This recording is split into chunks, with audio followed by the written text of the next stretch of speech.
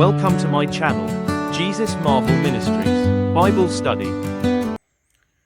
యొక్క ఉదయకాల సంబంధు యెషయా గ్రంథం 34 అధ్యాయాన్ని మనం చూస్తూ వచ్చినప్పుడు, రాష్ట్రములారా నా యొద్దకు వచ్చి వినుడి, జనములారా చెవియొగ్గి ఆలకించుడని దేవుని యొక్క పిలుపు వినిపిస్తుంటున్నట్టుగా భాగాన్ని మనం చూస్తుంటున్నాం.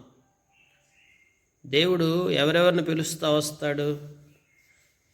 జనములను, రాష్ట్రములను, ప్రాంతాల పరంగా ఉన్నటువంటి అనేక ప్రదేశాల్లో ఉన్నటువంటి అనేక జాతుల వారిని, అనేక ప్రాంతములు ఉన్నటువంటి వారందరినీ కూడా ఆయన ఇష్టపూర్వకంగా నా యొద్దకు వచ్చి వినుడి అని చెప్పి ఆయన ఎంతో ఆహ్వానం తెలియపరుస్తున్నట్టుగా పరిశుద్ధ గ్రంథంలో మనం చూస్తుంటున్నాం. దేవుని యొద్దకు వచ్చి దేవుడు తెలియపరిచే ఆ సత్యాన్ని వినటానికి ఈ రోజున ఎంతోమందికి ఆసక్తి కనబరచరు, కానీ దేవుడు మాత్రం హృదయపూర్వకంగా చెవియొగ్గి ఆలకించమని, నా యొద్దకు రమ్మని సంపూర్ణంగా ఆయన ఆహ్వానం తెలియపరుస్తూ వచ్చున్నాడు. ప్రియులారు, అది కేవలం ఒకరికో ఇద్దరికో కాదు, ఒక ప్రాంతానికి కాదు, ఒక ప్రదేశానికి కాదు, అన్ని ప్రాంతాల వారికి, అన్ని రాష్ట్రముల వారికి, అన్ని రకాలైనటువంటి మనుషులకు ఆయన ఆహ్వానం తెలియపరుస్తున్నట్టుగా పరిశుద్ధ గ్రంథంలో మనం చూస్తుంటున్నాం. భూమియు దాని సంపూర్ణతయు, లోకమును దానిలో పుట్టినదంతయు వినుగాక. భూమికి సంబంధించినటువంటి సంపూర్ణత, అలాగే లోకమును దానిలో పుట్టినటువంటి ప్రతి జీవి కూడా ఈ మాట ఆలకించాలనేది దేవుని యొక్క ఉద్దేశం. అయితే ఏంటి ఇంతగా ఆహ్వానం తెలియపరిచి దేవుడు మనకు తెలియపరచాలనుకుంటున్న ఆ సత్యం ఏంటి అని మనం గ్రహించినట్లయితే, యెహోవా కోపము సమస్త జనముల మీదకు వచ్చుచున్నది. సమస్త జనముల మీదకి ఒకేసారి దేవుని కోపం వచ్చే ఆ దినం, నిజంగా దేవుడు కోప్పడితే, ఇప్పటి దినాల్లో ఎవరైనా ఒకరి మీద కోప్పడితే మరొకరి మీద కోప్పడే అవకాశం ఉండదు. అందరి మీద కలిపి ఒకేసారి కోప్పడితే, ఒకేసారి తన కోపాన్ని వెల్లడిపరిస్తే, భూగోళమంతా సర్వసృష్టి మీదకి తన కోపాన్ని రగులు కొల్పబడినప్పుడు వారు సర్వ సైన్యముల మీద ఆయన క్రోధము వచ్చుచున్నది. ఆయన వారిని శపించి వధకు అప్పగించును. సైన్యములంతటి మీద, జనులంతటి మీద ఒకేసారి తన కోపాన్ని మరి ఆయన కనబరిచినప్పుడు మన పరిస్థితి ఎలా ఉంటుందో ప్రియులారా, అది ఎంతో దయనీయమైన పరిస్థితిగా ఉంటుందని మనం లేఖనాల్లో చూస్తుంటున్నాం. వారిలో చంపబడిన వారు బయట వేయబడుదురు, వారి శవములు కంపు కొట్టును, వారి రక్తము వలన కొండలు కరిగిపోవును. చూడండి, చంపబడిన వారి శవాలు బయటపడవేయబడతాయి, శవాలన్నీ కంపు కొడుతూ ఉంటాయి, రక్తం వలన కొండలు కూడా కరిగిపోతాయని లేఖనాల్లో మనం చూస్తుంటున్నాం. ఆకాశ సైన్యమంతయు క్షీణించును, కాగితపు చుట్టవలే ఆకాశ వైశాల్యములు చుట్టబడును. చూడండి ఎంత అద్భుతం! ఒక కాగితపు చుట్టను కానీ మనం చుట్టేసినట్లుగా ఎంత పెద్ద వైశాల్యంతో కూడుకున్న ఆకాశములు. లోకములో మనకి కనిపించే ఆకాశం ఒకటైతే, మనకి కనిపించని ఆకాశాలు ఎన్నో ఉన్నాయి.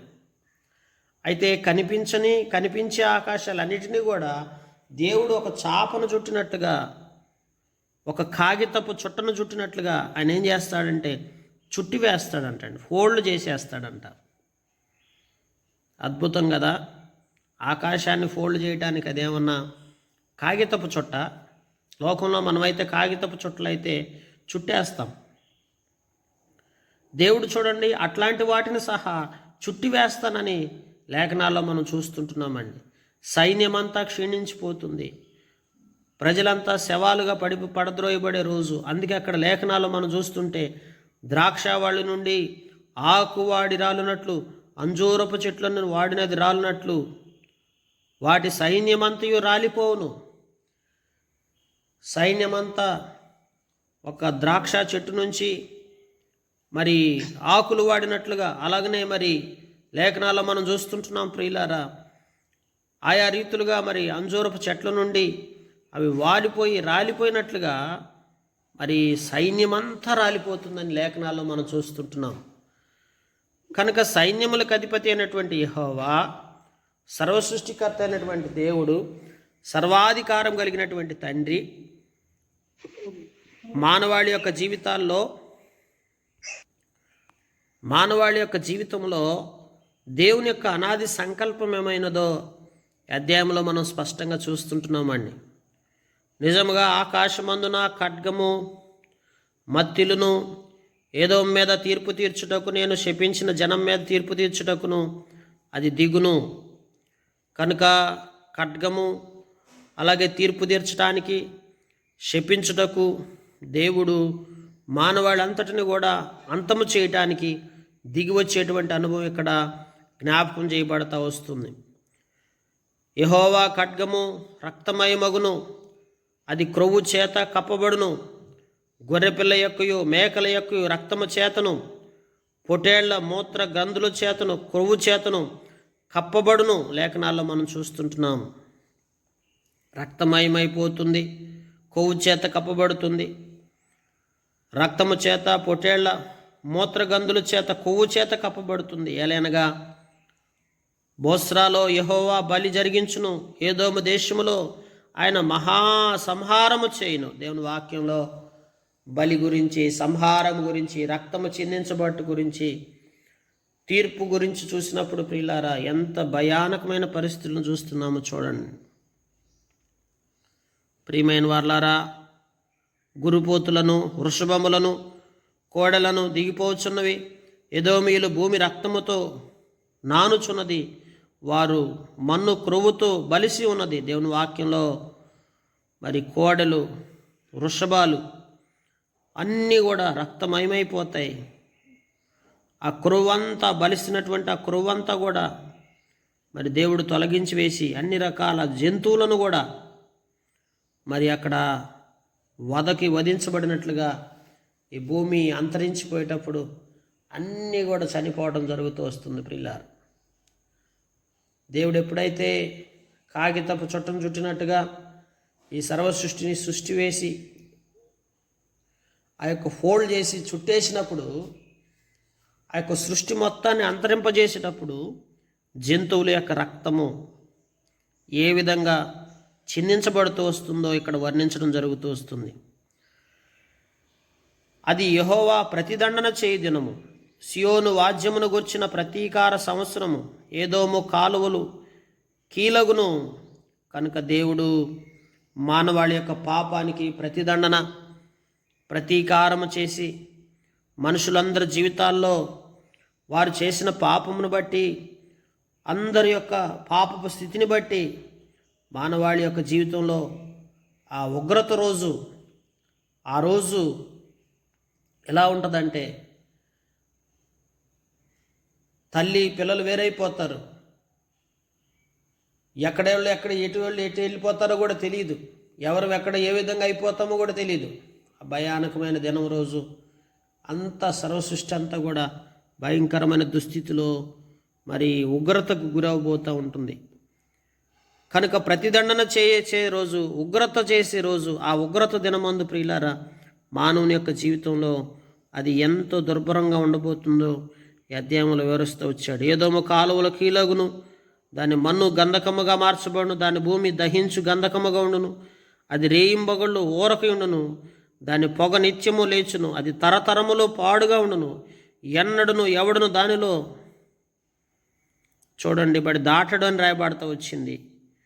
కనుక ఆ పొగ తరతరాలు పాడైపోయే పరిస్థితి, ఇక మళ్ళా తిరిగి బాగు చేయలేనంతగా ఈ భూమి, అలాగే ఈ భూమి మీద ఉన్నటువంటి అందరి జీవితాలు కూడా అంతరించిపోబోతున్నాయని లేఖనాల్లో మనం చూస్తుంటున్నాం. గుడిపోతులను, ముళ్ళ పందులను దాన్ని ఆక్రమించుకొనును.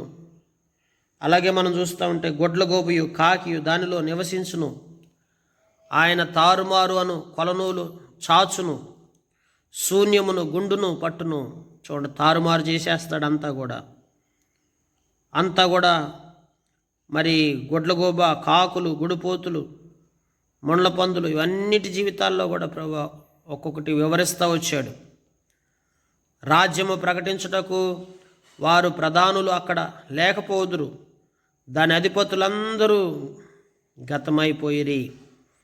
చూడండి, అక్కడ ప్రధానులు ఉంటారా, ముఖ్యమంత్రులు ఎవరైతే ఇక్కడ గొప్పవారుగా చెప్పబడుతున్నవారో అట్లాంటి వారందరూ గతించిపోతారు. ఎదోము నగరులలో ముండ్ల చెట్లు పెరుగును, దాని దుర్గములలో దురదగుండ్లను గచ్చలను పుట్టును. అది అడవి కుక్కల నివాస స్థలముగా నిప్పుకోళ్లను పాలుగాను ఉండును. లేఖనాల్లో మనం చూస్తుంటున్నాం ప్రియులారు. దేవుని వాక్యాన్ని గమనిస్తుంటే ఎదోము పరిస్థితి, అలాగే మరి సియోను గురించి రాశాడు, ఎదోము గురించి వివరిస్తుంటున్నాడు.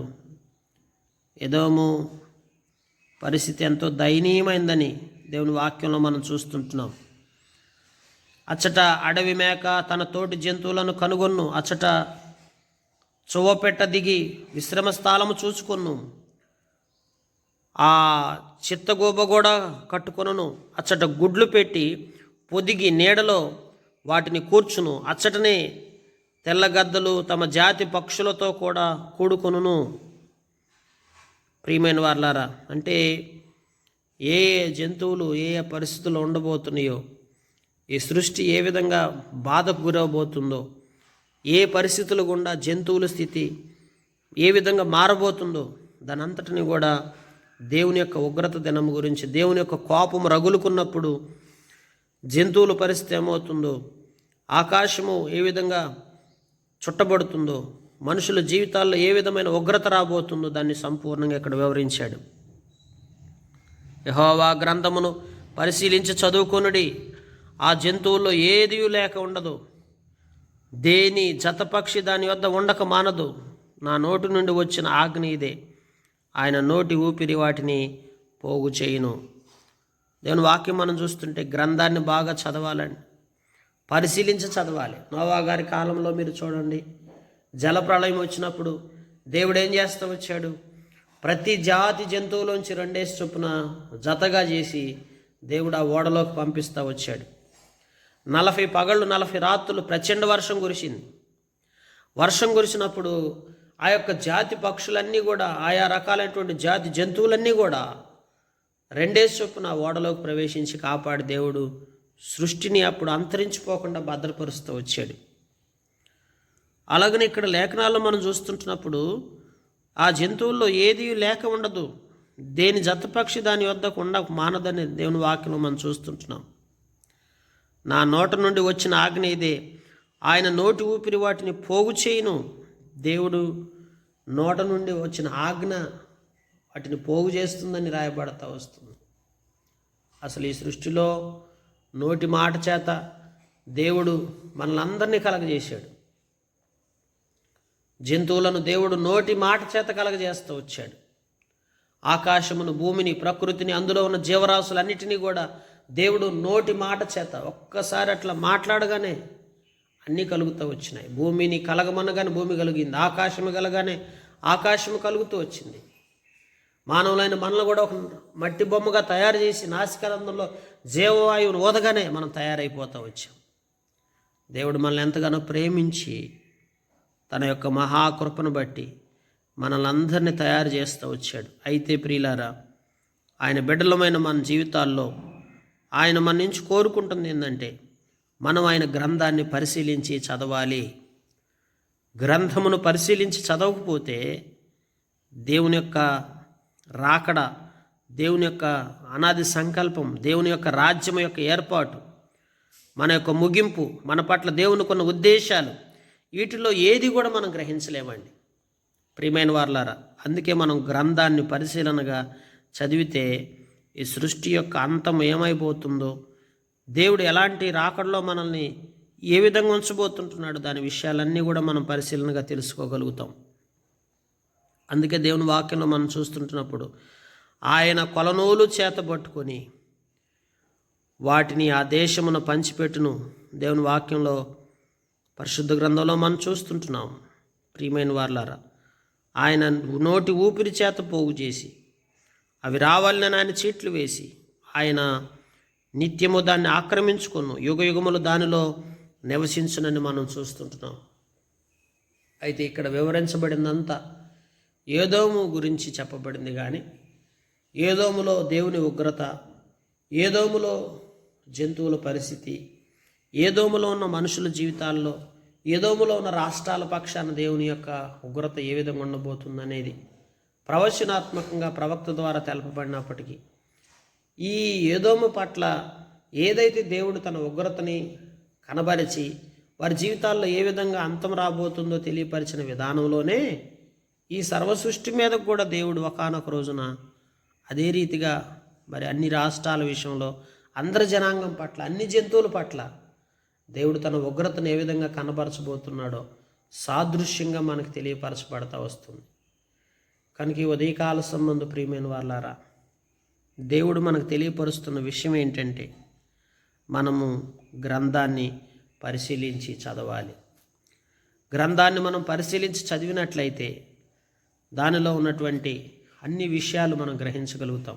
అందుకే దుష్టుల ఆలోచన చొప్పున నడవక, పాపుల మార్గం నిలవక, అపహాసకులు కూర్చుండు చోటన కూర్చుండక, యెహోవా ధర్మశాస్త్రమునందు ఆనందించుచు దివారాత్రులు దాన్ని ధ్యానించువాడు ఆకువాడక తన కాలమందు ఫలమిచ్చు చెట్టు వలె ఉండును.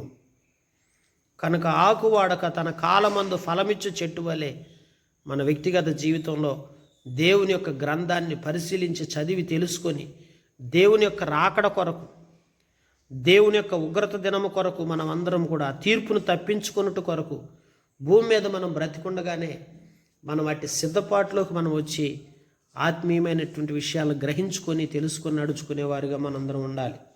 ఎందుకంటే ఏదోము మీద చూపిన ఉగ్రత దేవుడు రానైన దినాల్లో సర్వసృష్టి మీద ఆ ఉగ్రత దినం రాబోతుంటుంది.